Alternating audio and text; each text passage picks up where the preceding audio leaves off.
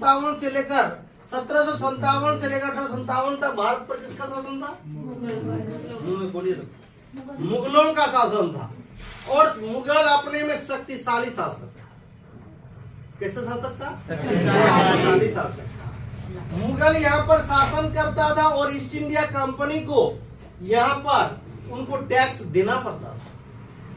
उनको east India company tax देती थी और भारत में व्यापार करती थी। और इस दौरान में ईस्ट इंडिया कंपनी अपने देश से सोना लाता था और हमारे देश में सोना देकर हमारे यहाँ से सामान लेकर जाता था। जैसे हमारे यहाँ का सूती वस्त्र, मलमल, मसाला, यह सारा चीज यूरोप के बाजार में बहुत बड़ा डिमांडबुल होता था, क्योंकि यहाँ का जो मसाला था यूरोप के लोगों को बड़ा पसंदीदा था।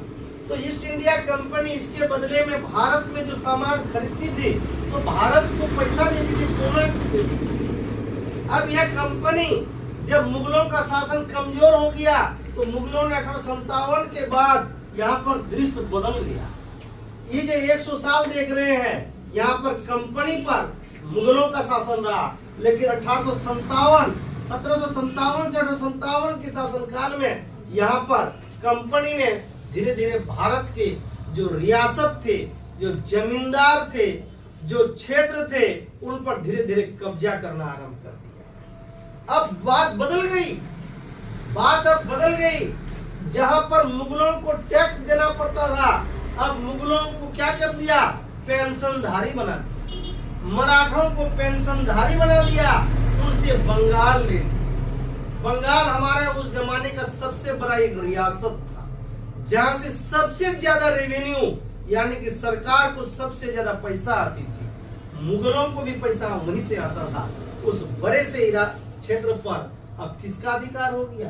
अंग्रेजों ने अधिकार कर लिया। आप लोग बक्सर की लड़ाई और पानीपत की लड़ाई के बारे में सुने होंगे, है ना?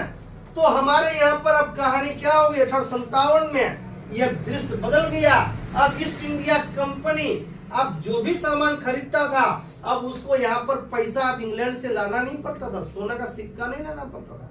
इस एरिया तो अब मेरा जो है, अब मान लीजिए झांसी के बारे में पढ़ेंगे, सतारा, है ना? ऐसे बहुत सारे ऐसे क्षेत्र थे जहां पर अब किसकी हुकूमत हो गई? अब अंग्रेज ने अपना हुकूमत कर लिया, अपना शासन कर लिया, अपना किलाबंदी करने लगा और अपनी सेना रखने लगा। अब उस क्षेत्र पर पूरी हुकूमत उनकी होने लगी। अब वह व्यापार